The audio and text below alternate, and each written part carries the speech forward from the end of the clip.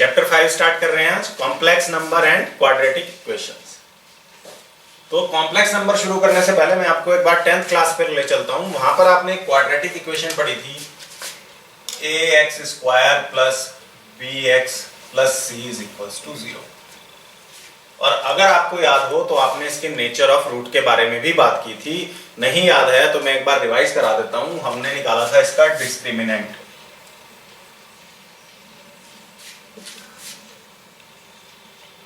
d इसको बोलते हैं, और ये था b² minus 4ac। Quadratic equation होती थी हमारे पास ax² plus bx plus c is equals to 0। और इसका रूट्स का नेचर के बारे में जब हम बात करते थे, रूट्स के नेचर के बारे में, तो सबसे पहले हम निकालते थे इसका discriminant d is equals to b² minus 4ac। और हम बोलते थे 3 केस कि अगर d is greater than 0, roots are distinct and real. ठीक है, दो रूट होते थे क्वाड्रेटिक इक्वेशन में, इसके दो रूट होते थे। तो अगर d greater than 0, that means b² minus 4ac greater than 0 होता था, तो हम बोलते थे roots are distinct and real. दूसरा केस हमारे पास होता था d इज इक्वल्स टू 0, तो हम बोल देते थे roots are real and equal. तब रियल रूट हैं और इक्वल रूट हैं, दोनों रूट एक दूसरे के इक्वल हैं। In case d is equals to 0 means b² minus 4ac is equals to 0। तीसरी बात जिस पे हम ज्यादा ध्यान नहीं देते थे, हमें बड़ा अच्छा लगता था कि अगर किसी क्वेश्चन में d लेस देन 0 आ जाए तो हम सीधे सीधे बोल देते थे नो रियल रूट्स। ये बात करते थे, हमें बड़ा अच्छा लगता था कि भाई b² minus 4ac less than 0 आ गया तो अब हमको ये क्वेश्चन सॉल्व करने की जरूरत नहीं, बिकॉज नो रियल रूट्स। तो कॉम्प्लेक्स नंबर में इसी केस के बारे में बात की जाएगी कि भाई रूट्स अगर रियल नहीं है, d लेस देन 0 आ गया, तो फिर एक्चुअल में है क्या, कहानी है क्या, माजरा क्या है, उसी बारे में बात करते हैं। तो सिंपल सी बात करते हैं, बिल्कुल सिंपलेस्ट फॉर्म की भाई एक सिचुएशन आ गई थी हमारे पास कि x² plus 1 is equals to 0। ठीक है, x² प्लस 1 इक्वल टू 0 आ गया था, तो इसका मतलब क्या हुआ कि भाई x² is equals to minus 1। अब मुझे निकालनी है x की वैल्यू। x की वैल्यू निकालूं तो x is equals to plus minus under root of minus. अब क्या हुआ कि भाई ये बताया कि अंडर रूट नेगेटिव नंबर का तो डिफाइंड ही नहीं है। ठीक है, ये इक्वेशन मुझे सॉल्व करनी थी। अब इस इक्वेशन के सॉल्यूशन के लिए अंडर रूट माइनस 1 का आना चाहिए। नेगेटिव का अंडर रूट डिफाइन नहीं है, तो एक तरीका तो ये था कि हम इसे सॉल्व भी ना करते, लेकिन मैथमेटिशियंस थे, उन्होंने कहा भाई जब इक्वेशन आई है दुनिया में तो इसका सॉल्यूशन भी आना चाहिए। और सॉल्यूशन आना चाहिए तो फिर क्या करें, तो दिमाग लगाया गया और ये कहा गया कि भाई अंडर रूट माइनस 1 को आप आई मान लो। इसको बोला गया आयोटा, स्मॉल आई से डिनोट कर दिया गया, इसको बोला गया आयोटा। और इस इक्वेशन का सॉल्यूशन आ गया plus minus i, x is equals to plus minus i. और यहीं से जन्म हुआ कॉम्प्लेक्स नंबर का। कॉम्प्लेक्स नंबर, उसमें क्या हुआ कॉम्प्लेक्स नंबर में, कॉम्प्लेक्स नंबर एक नंबर जो कि a प्लस IB की फॉर्म का है, एक नंबर जो कि a प्लस IB की फॉर्म का है, उसको आपने बोला कॉम्प्लेक्स नंबर, जहां पर इस पार्ट को बोला गया रियल पार्ट और इस पूरे पार्ट को बोला गया इमेजिनरी पार्ट।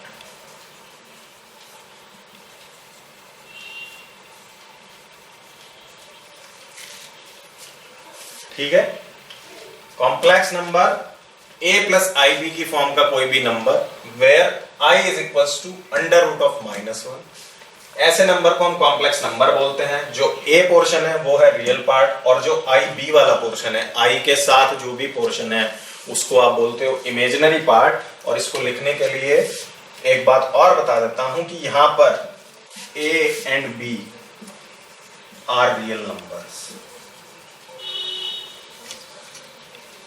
जो a एंड b है वो रियल नंबर है, ये आपने ध्यान रखना है। a और b दोनों रियल नंबर हैं, रियल पार्ट जब इसके साथ आई नहीं लगा है, बी रियल नंबर है लेकिन इसके साथ आई आ गया तो इसको आपने बोल दिया इमेजिनरी पार्ट। जैसे आपने बोल दिया कोई नंबर से 2 + 3i, ये कॉम्प्लेक्स नंबर हो गया। देखो 2 भी रियल नंबर है, 3 भी रियल नंबर है, हमने क्या बात की, A and B are real number, तो 2 is also real number, 3 is also real number.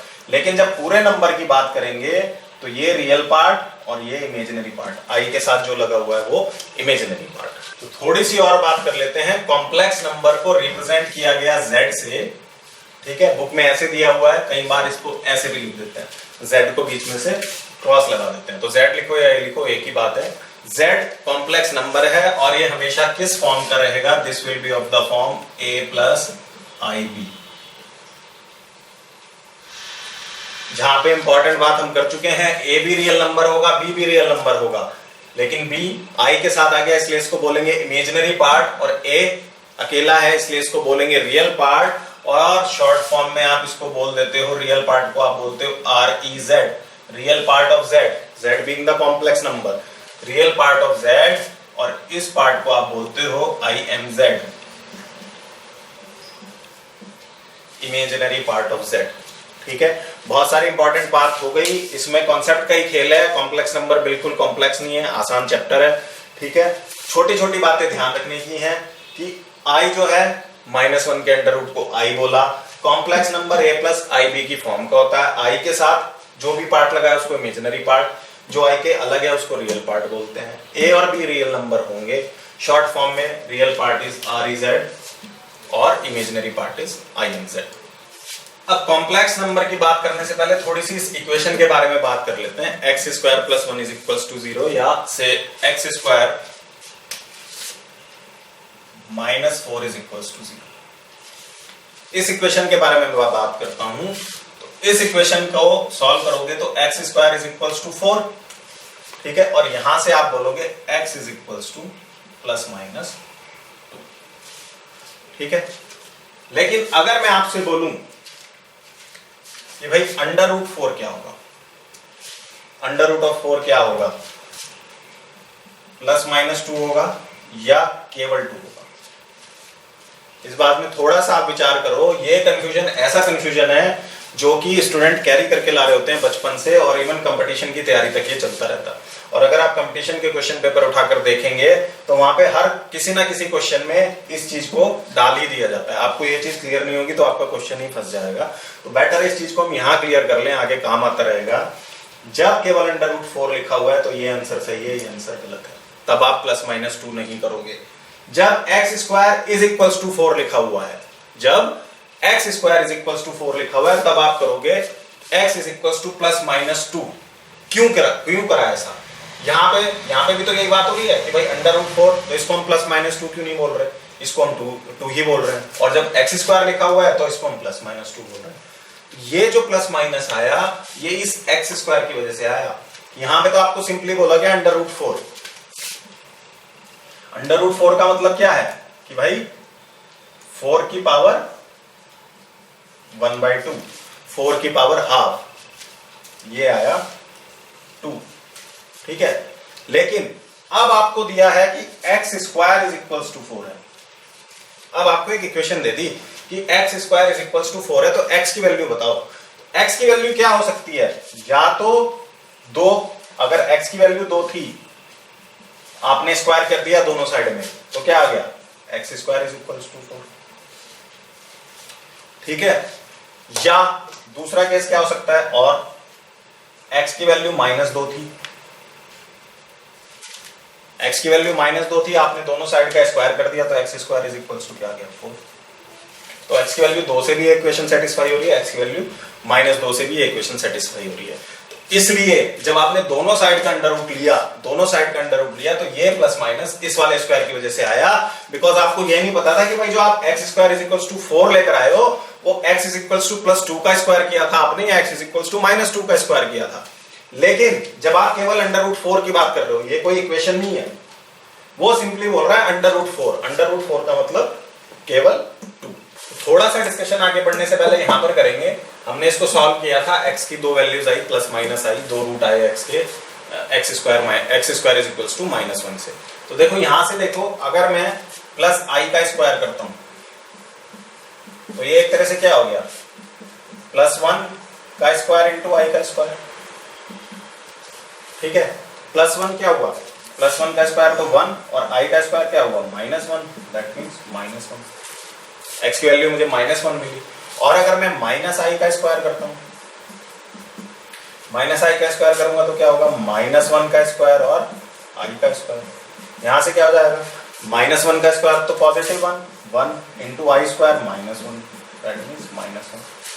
ठीक है, तो मैंने जो इक्वेशन सॉल्व की x square + 1 is equals to 0, वहां से आया x square is equals to -1, उसके दो रूट आ गए मेरे पास, प्लस माइनस आई। ध्यान देने की बात क्या है कि आई अपने आप में √-1 है। ठीक है ना, ये बात नहीं भूलनी है। ये प्लस माइनस किसकी वजह से आया, यहां से अंडर लिया दोनों साइड का, जैसे हमने भी पीछे बात की थी, x square is equals to 4 means x is equals to +-2, इसलिए यहाँ पे प्लस और माइनस का साइन आया। आई अपने आप में √-1 है। अब एक बात और करते हैं, सपोज मैंने बोला √-5, ठीक है, इसको आप क्या बोल सकते हो, इसको आप बोल सकते हो √-1 और √5। ठीक है, ये बोल सकता हूं। अब एक प्रॉपर्टी है मेरे पास में, पावर से अगर मैं बात करूं तो मेरे पास प्रॉपर्टी है √a into b is equals to √a √b। ठीक है, ये मेरे पास प्रॉपर्टी है, हमने स्मॉल क्लासेस में पढ़ा है कि भाई मल्टीप्लिकेशन को अलग अलग पावर में लिख सकते हो। भाई अगर आपके पास ए बी का स्क्वायर लिखा है तो आप उसको a स्क्वायर b स्क्वायर लिख सकते हो। सिमिलरली ये क्या लिखा है, ए बी की पावर हाफ, तो आप इसको लिख सकते हो a की पावर हाफ b की पावर हाफ, वही लिखा है मैंने। तो यहां से अगर मैं देखूं तो इस चीज पर ये चीज अप्लाई करो, इसको मैं लिख देता हूं √-1 और √5 ऐसे लिख देता हूं। ये क्या है, i, तो ये मेरे पास क्या आ गया, √5 इंटू आई। ठीक है, ये चीज क्लियर होगी। अब एक और चीज देखते हैं, अब बात करते हैं आई स्क्वायर। ठीक है, आई स्क्वायर को मैं क्या लिख सकता हूं, आई इंटू आई। ठीक है, कोई प्रॉब्लम नहीं है, आई स्क्वायर का मतलब है आई इंटू आई। आई की वैल्यू क्या लिख सकता हूं, √-1 इंटू √-1। क्लियर, ये प्रॉपर्टी लगा दूं यहाँ पे, √a into √b is equals to √ab। ये प्रॉपर्टी यहाँ पे लगा दो, √-1 इंटू -1। ठीक है, माइनस माइनस की मल्टीप्लीकेशन होकर क्या हो गया, प्लस, दैट मीन्स √1। तो अल्टीमेटली आई स्क्वायर आपके पास क्या आ गया, 1। ठीक है, लेकिन बाय डेफिनेशन हमने क्या माना था, i इज इक्वल्स टू √-1, तो यहां से क्या आना चाहिए, आई स्क्वायर इज इक्वल्स टू -1 आना चाहिए, लेकिन यहाँ पे +1 आ गया। तो ये चीज तो मेरे कॉन्सेप्ट को ही गलत कर रही है कि आई को मैं ये अज्यूम करके चला था, तो बाय डिफॉल्ट आई स्क्वायर तो मेरे पास -1 आना चाहिए, लेकिन ये मैंने प्रॉपर्टी अप्लाई की तो आई स्क्वायर की वैल्यू 1 आ गई, जो कि गलत है। तो यहां से मैंने क्या सीखा, यहां से मैंने सीखा कि ये property √ab is equals to √a into √b कब वैलिड नहीं है, दिस प्रॉपर्टी, बहुत इंपॉर्टेंट चीज है, this property not valid if a and b both are less than 0। ठीक है, ये प्रॉपर्टी अगर a और b दोनों लेस देन 0 हैं, a और b दोनों नेगेटिव हैं, यहाँ पर दोनों नेगेटिव हो गए थे ना, यही प्रॉपर्टी अप्लाई कर रहा था, इसीलिए तो गड़बड़ आई, तो ये प्रॉपर्टी वैलिड नहीं है। तो इस प्रॉपर्टी को भी लगाते समय ये देखना है a और b कहीं दोनों लेस देन 0 तो नहीं हो रहे, नेगेटिव रियल नंबर नहीं होना चाहिए। और क्या हो सकता है, देखो यहाँ पर एक पॉजिटिव था एक नेगेटिव था, ये भी तो √a इंटू √b है, तो एक पॉजिटिव है एक नेगेटिव है, यहाँ से भी मुझे -√5 क्या मिल रहा है, √5i, और यहां से भी √5i। तो ये प्रॉपर्टी कब वैलिड है, a ग्रेटर देन 0 हो, b लेस देन 0 हो, a लेस देन 0 हो, b ग्रेटर देन 0 हो, मतलब दोनों में से एक नंबर पॉजिटिव हो या दोनों में से कोई सा 0 हो जाए। ठीक है ना, दोनों में से अगर कोई सा आइदर a और b इज 0। आइदर ए और बी इज जीरो, तो भी ये वैलिड है भाई। देखो अगर ये यहाँ पे जीरो है तो क्या हो जाएगा, अल्टीमेटली जीरो का अंडर रूट जीरो ही आएगा ना। ठीक है, अगर आपने लिखा आपने लिखा 5 इंटू जीरो का अंडर रूट, ठीक है, इसको आप क्या लिख सकते हो, under root 5 into under root zero, ये प्रॉपर्टी अप्लाई कर दो, अल्टीमेटली क्या आएगा, under root 5 into zero is equals to zero. और वैसे भी इसका अंडर रूट क्या आना है, जीरो ही आना है। तो दोनों में से अगर एक भी क्वांटिटी जीरो है या एक भी क्वांटिटी पॉजिटिव है तो ये वाला रूल अप्लाई होता है। लेकिन अगर दोनों की दोनों क्वांटिटी नेगेटिव है, both are negative real number, तो this property does not hold good, ये प्रॉपर्टी अप्लाई नहीं होगी। बहुत इंपॉर्टेंट कॉन्सेप्ट है, इसको हमेशा दिमाग में रखना। अच्छा, खास बात ये कि ये अगर दोनों पॉजिटिव है तब तो ये प्रॉपर्टी ट्रू है ही है। अगर a ग्रेटर देन जीरो और b ग्रेटर देन जीरो है तब तो ये प्रॉपर्टी ट्रू है ही है। अब हम वापस से आ जाते हैं कॉम्प्लेक्स नंबर z पर। हमने लिखा था z is equals to a plus ib, ठीक है, इसको हमने बोल दिया था इमेजिनरी नंबर, क्योंकि under root of any minus quantity is imaginary, उसकी वजह से हमारे पास i आ गया। ये नंबर किस फॉर्म में आया, real part plus imaginary part की फॉर्म में आया।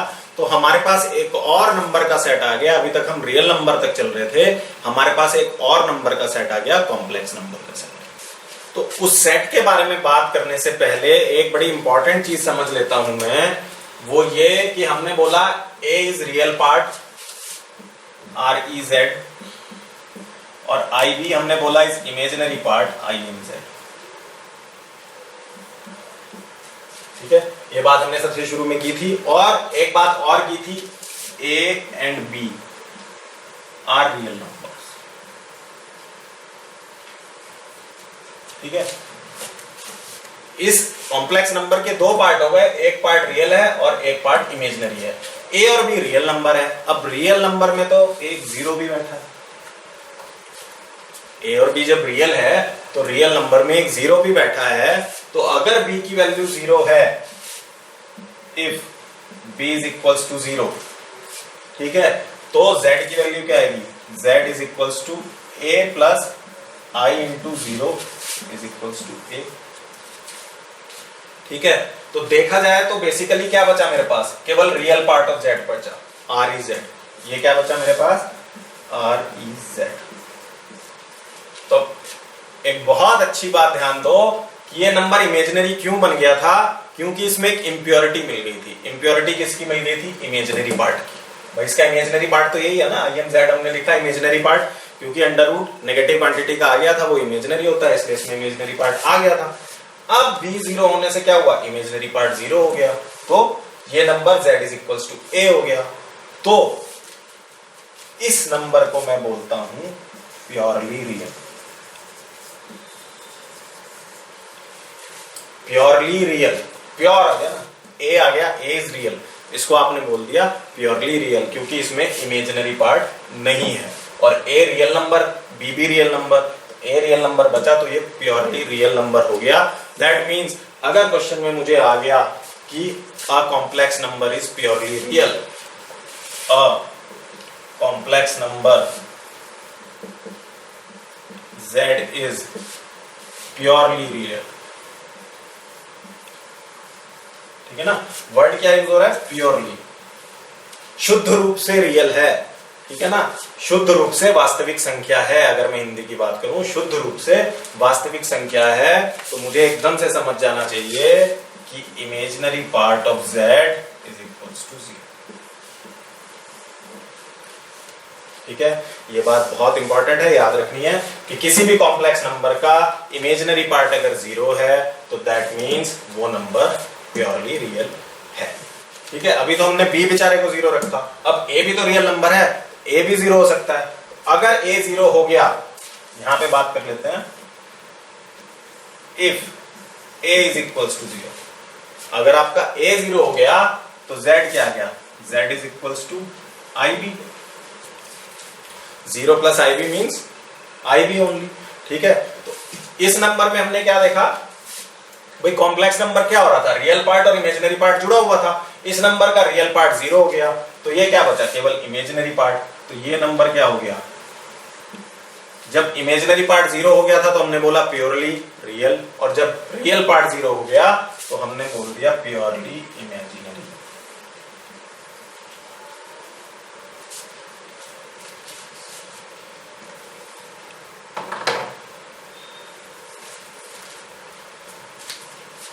रियल पार्ट 0 हो गया, हमने बोल दिया प्योरली इमेजिनरी। तो बात करें कि a complex number z is purely imaginary, a complex number z is purely imaginary, तो सीधे सीधे समझ जाओ कि real part of z is equals to 0।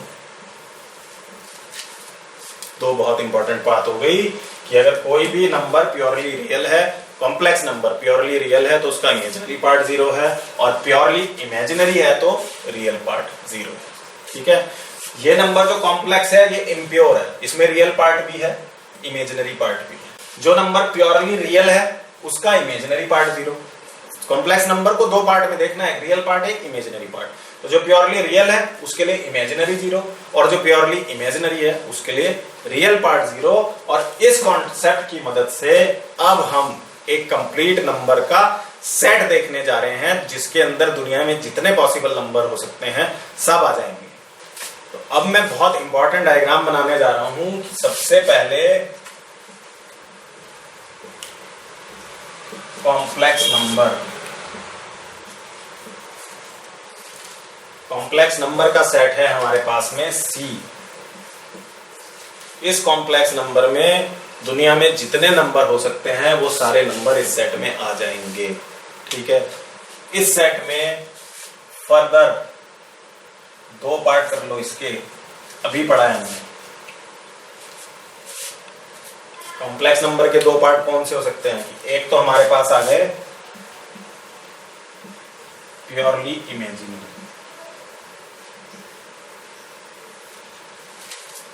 ठीक है, और एक आ गए हमारे पास purely real. Complex number z a plus ib की फॉर्म का, इसके सेट को C से लिखते हैं। इस नंबर में दो तरह के नंबर हो सकते हैं, प्योरली रियल, प्योरली इमेजिनरी। और प्योरली इमेजिनरी अलग रह जाएगा, प्योरली रियल वही जो हमारे नंबर चल रहे थे। हमारे रियल नंबर में क्या क्या हो सकता है? हमारे रियल नंबर में जो हम अब तक पढ़ते आ रहे थे उसके भी दो पार्ट हो सकते हैं। एक तो हमारे पास आ सकते हैं इर्रेशनल नंबर,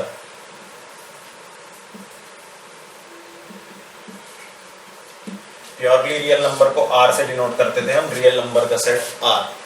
इर्रेशनल नंबर, इसको अगर आपको ध्यान हो तो हमने सेट थ्योरी के चैप्टर में पढ़ा था, इसको हम बोलते हैं T। इर्रेशनल नंबर जिसको आप p/q की फॉर्म में नहीं लिख सकते, पाई √2 √3, ठीक है, √5। और क्या होता था हमारे पास? हमारे पास होता था रैशनल नंबर। रैशनल नंबर क्या होते थे?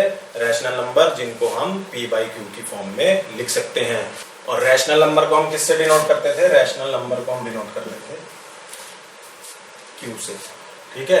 इरेशनल नंबर रियल नंबर का सबसेट होता था, रैशनल नंबर भी उसका सबसेट होता था। इरेशनल नंबर यहीं पे रुक जाएगा, 3 किसका आगे बढ़ेगा? रैशनल नंबर का। रैशनल नंबर के बाद हमारे पास क्या होता था? रैशनल नंबर के बाद हमारे पास में होता था इंटीजर्स, ठीक है। क्या होता था? इंटीजर्स। इसको आप बोलते थे z, या कई बार इसको IB बोल दिया जाता है।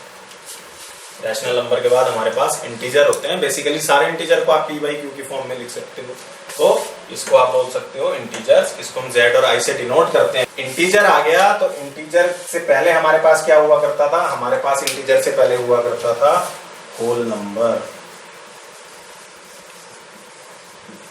इसको आप डिनोट करते हो w से, होल नंबर। इंटीजर बेसिकली अपने आप में क्या होते हैं? पॉजिटिव इंटीजर और नेगेटिव इंटीजर, ठीक है। तो पॉजिटिव इंटीजर प्लस 0 को किस में आ जाता है? होल नंबर में। और सबसे बेसिक सेट हमारे पास में क्या था? होल नंबर से भी नीचे की मैं बात करूं तो जो नंबर हमारे पास सबसे पहले आए थे वो थे नेचुरल नंबर्स। इसको आप बोलते थे n। सबसे पहले हमारे पास नेचुरल नंबर आए। नेचुरल नंबर क्या थे? 1 to infinity। फिर हमने देखा भाई 0 तो है ही नहीं हमारे पास में, कुछ नहीं, 0। तो हमारे पास में क्या आया? Whole number, natural number including 0। फिर होल नंबर क्या था? 0 के आगे सब पॉजिटिव था। तो बाद में पता चला कि भाई कुछ नेगेटिव नंबर भी होते हैं हमारे पास में, तो वहां से हमारे पास आ गए इंटीजर। इंटीजर में क्या था, होल नंबर, जीरो और नेगेटिव नंबर्स, वो इंटीजर बने। इंटीजर के बाद हमें पता चला रैशनल नंबर ऐसे नंबर जिनको हम p बाई क्यू की फॉर्म में लिख सकते हैं, और हमें यह भी पता चला कि कुछ ऐसे भी नंबर हैं जिनको हम p बाई क्यू की फॉर्म में नहीं लिख सकते, उसको हमने बोल दिया इररेशनल नंबर, उसको रिप्रेजेंट किया t से। इसमें नंबर आते हैं pi under root 2, under root 3, under root 5, जिनको आप p बाई क्यू की फॉर्म में नहीं लिख सकते। ठीक है, उसके बाद फिर हमें पता चला कि भाई ये सारे नंबर रियल नंबर होते हैं। रियल नंबर का एक सेट आ गया हमारे पास कि भाई सारे नंबर इसके अंदर आते हैं।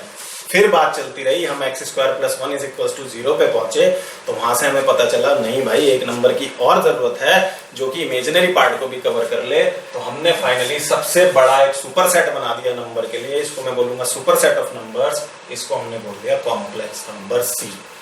कॉम्प्लेक्स नंबर C क्या है, मिक्स नंबर है रियल और इमेजिनरी का। प्योरली रियल नंबर के नीचे हम चलते गए और प्योरली इमेजिनरी एक इसका अलग टर्म। तो आज तक दुनिया में जो सबसे बड़ा नंबर सेट, नंबर का जो सुपर सेट अवेलेबल है हमारे पास, वो कॉम्प्लेक्स नंबर है। तो अगर मैं सेट की फॉर्म में इसको लिखना चाहूं तो हमें क्या पता है कि नेचुरल नंबर किसका सबसेट है, होल नंबर का। ठीक है, होल नंबर किसका सबसेट है, इंटीजर का। इंटीजर किसका सबसेट है, रेशनल नंबर का। रेशनल नंबर किसका सबसेट है, रियल नंबर का। ठीक है, और अलग में कहीं पे एक इरेशनल नंबर बैठा है जो कि सबसेट है R का। ठीक है, T मतलब T = R - Q, real number minus rational numbers = irrational number. तो अलग से एक बात ये भी लिख ली कि T is a subset of R, और यहां से आज हमें पता चल गया कि R is a subset of C, complex number.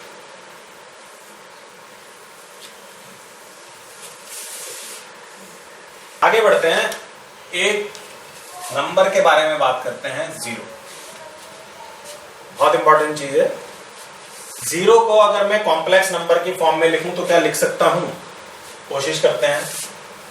z = a + ib, ये कॉम्प्लेक्स नंबर होता है। अब जीरो को लिखना चाह रहा हूं मैं, तो क्या मैं ऐसे लिख दूं इसको, 0 + i × 0, 0 + i0। ठीक है, अल्टीमेटली तो ये नंबर 0 ही हो गया। तो इस 0 को मैंने ऐसे लिख दिया, 0 + i0। ठीक है, अब इसके बारे में बात करते हैं कि क्या ये नंबर प्योरली रियल है।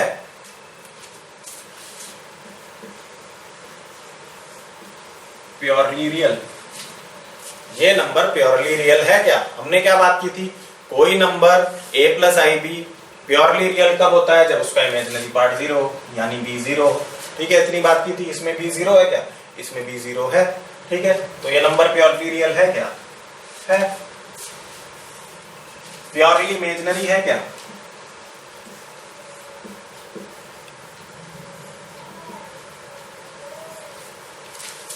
प्योरली इमेजिनरी के लिए हमने क्या बात की थी कि भाई किसी भी कॉम्प्लेक्स नंबर का रियल पार्ट जब 0 होगा तो वो नंबर प्योरली इमेजिनरी हो जाएगा।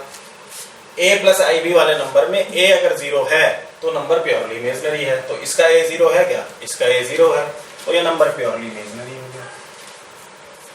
कंडीशन सेटिस्फाई कर रहा है। अब सोच के बताना है कि ये नंबर इमेजिनरी है क्या।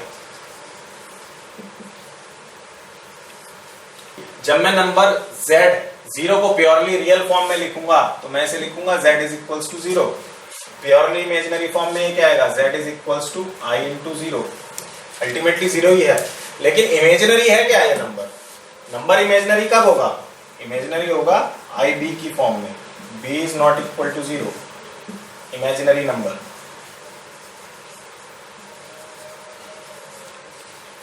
ठीक है, इमेजिनरी नंबर क्या होगा, उसका b 0 नहीं होना चाहिए, लेकिन इस केस में तो इसका b 0 है, तो ये नंबर इमेजिनरी नहीं है।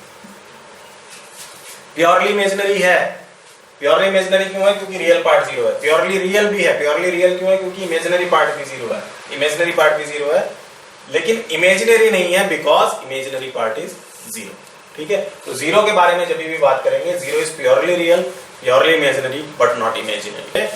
अब हम बात करेंगे इक्वालिटी ऑफ कॉम्प्लेक्स नंबर की। ठीक है, सपोज हमारे पास दो कॉम्प्लेक्स नंबर हैं, z1 = a + ib and z2 = x + iy। दो कॉम्प्लेक्स नंबर हमारे पास हैं, तो equality that means for Z1 is equals to Z2, दो कॉम्प्लेक्स नंबर कब इक्वल होंगे? देखो कॉम्प्लेक्स नंबर की हमने बात की कि कॉम्प्लेक्स नंबर में दो पार्ट होते हैं, real part, imaginary part. Real part, imaginary part, यानी दोनों पार्ट अलग अलग हैं, अलग अलग नहीं होते, सेम होते तो आपस में जुड़ ही जाते, फिर हम इसे a प्लस IB की फॉर्म में क्यों लिखते? फिर तो जो टोटल समेशन आता वो लिखते।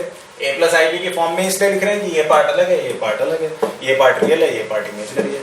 तो जब भी दो कॉम्प्लेक्स नंबर इक्वल होंगे, अगर होंगे, तो रियल पार्ट के इक्वल होगा, इमेजिनरी पार्ट के इक्वल होगा, दोनों को कंपेयर कराना है। तो हम लिखेंगे Z1 is equal to Z2, A should be equal to X and B should be equal to Y. Means RE Z1 is equals to RE Z2 and IM Z1 is equals to IM Z2. ये simple सी कहानी है, ठीक है। Complex number को जब भी view करना है ऐसे टू पार्ट नंबर व्यू करना है, एक पार्ट रियल, एक पार्ट इमेजिनरी, तो जब भी दोनों इक्वल होंगे, रियल पार्ट रियल से इक्वल कराओ, इमेजिनरी पार्ट इमेजिनरी से इक्वल कराओ। सिंपल एग्जांपल देख लेते हैं। एग्जांपल नंबर 1 एनसीईआरटी बुक का, दो नंबर दिए हैं कि भाई 4x plus i into 3x minus y is equal to 3 plus i into minus 6, where x and y are real number, ठीक है। तो हमारी कॉम्प्लेक्स नंबर की डेफिनेशन आ गई, x और y को रियल नंबर बोल रहा है, तो हमने जो कॉम्प्लेक्स नंबर की डेफिनेशन पढ़ी थी उसमें क्या पढ़ा था? a और b दोनों रियल नंबर हो, तो ये कॉम्प्लेक्स नंबर है। अब बोल रहा है दोनों इक्वल हैं, इक्वल कब होंगे? ये हमने पढ़ लिया, जब real of Z1 is equals to real of Z2। तो यहां से क्या आ जाएगा? सॉल्यूशन में लिख लो, for above complex numbers to be equal, दोनों कॉम्प्लेक्स नंबर को इक्वल होने के लिए क्या होना चाहिए? 4x is equals to 3 and real part के इक्वल। इसका इमेजिनरी पार्ट क्या है? i के साथ में जितना भी मैटर आ रहा है वो सब इमेजिनरी, i के साथ में जितना भी मैटर आ रहा है सब इमेजिनरी विद साइन का ध्यान रखना है। अगर आपको ये बोल देता 3 minus i into 6, 3 minus i 6, तो आपने इसको 3 प्लस i इंटू माइनस 6 की फॉर्म में लिखना था, बिकॉज हम a प्लस IB की फॉर्म में लेकर चल रहे हैं, ठीक है।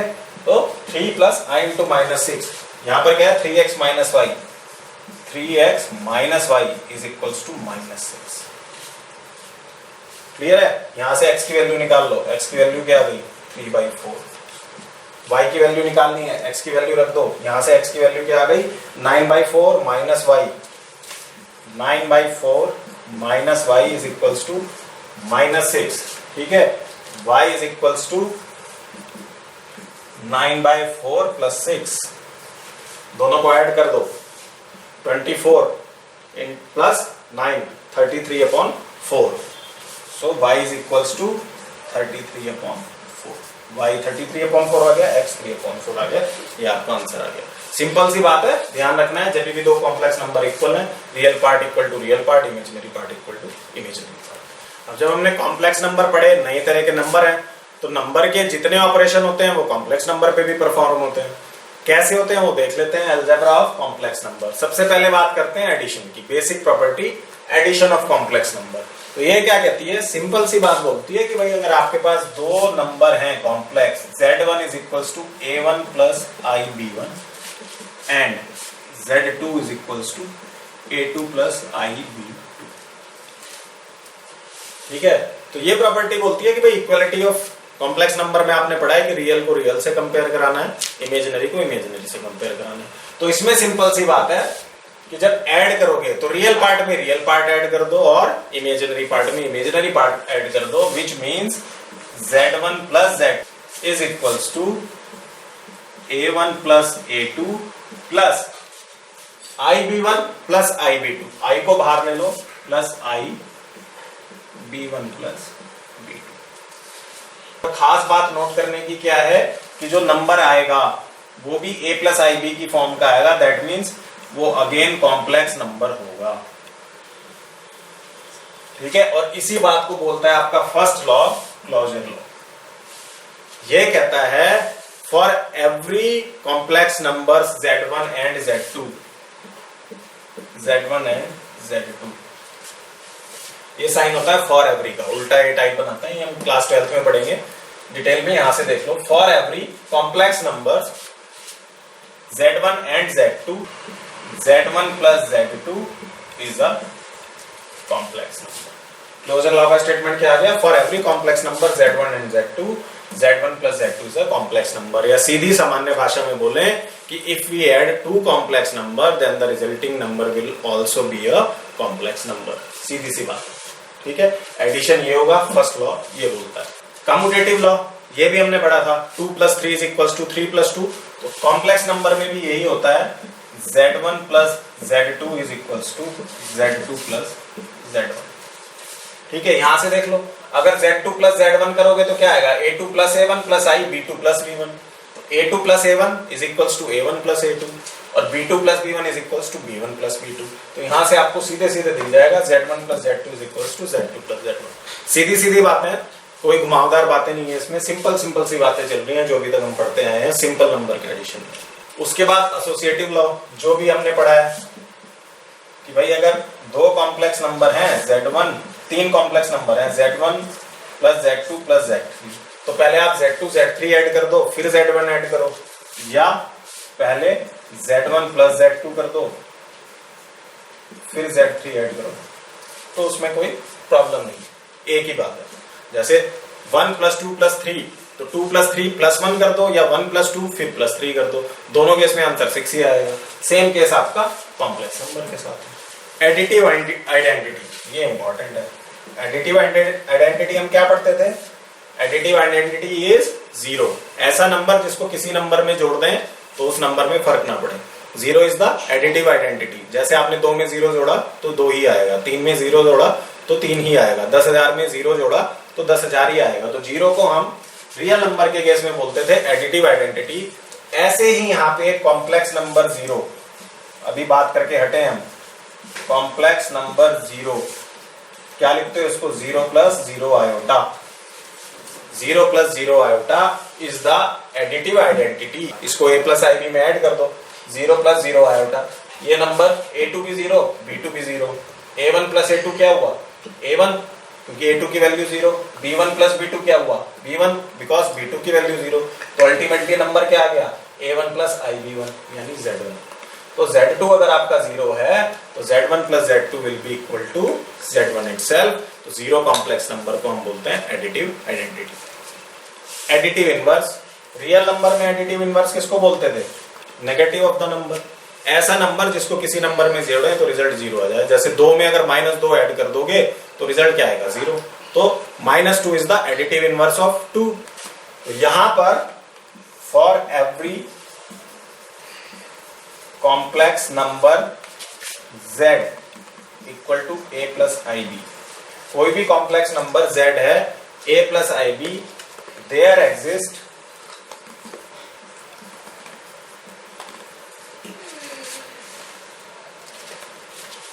-z इक्वल टू, ये z a + ib है, माइनस से मल्टीप्लाई कर दो बोथ साइड, तो क्या होगा? -a + i × -b। For every complex number z is equals to a + ib, there exists another complex number denoted by -z equal to -a + i × -b is known as additive inverse of complex number z. Additive inverse और negative of complex number z. तो यहां से हम क्या बोल सकते हैं? z plus -z is equals to 0. ये क्या हो गया? ये हो गया कॉम्प्लेक्स नंबर का एडिटिव इनवर्स। और इसी एडिटिव इनवर्स से आपके पास आ गया difference of two complex number. इसको मैं रब कर देता हूं।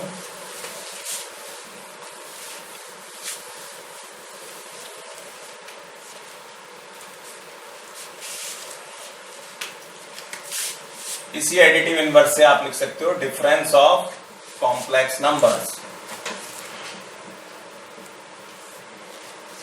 कैसे लिख सकते हो कि भाई अगर आपके पास कोई दो कॉम्प्लेक्स नंबर हैं z1 एंड z2, ठीक है, तो z1 - z2 इज इक्वल होगा z1 + -z2।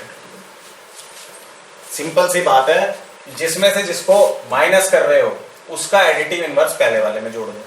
Z1 minus Z2 का मतलब क्या है? Z1 तो एज इट इज रहा, Z2 का एडिटिव इनवर्स ले लो और Z1 में ऐड कर दो। एग्जांपल देख लो, सपोज Z1 है, एनसीईआरटी में दिया हुआ है 6 + 3i और Z2 है मेरे पास में 2 - i।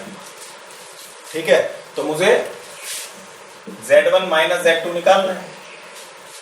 Z1 तो मैं एज इट इज रहने देता हूं 6 + 3i, और मैंने क्या बात की कि Z2 का एडिटिव इनवर्स जोड़ दो प्लस इसका एडिटिव इनवर्स क्या होगा? This implies -Z2 is equal to, minus से मल्टीप्लाई कर दो, -2 + i। ठीक है, तो यहां पे प्लस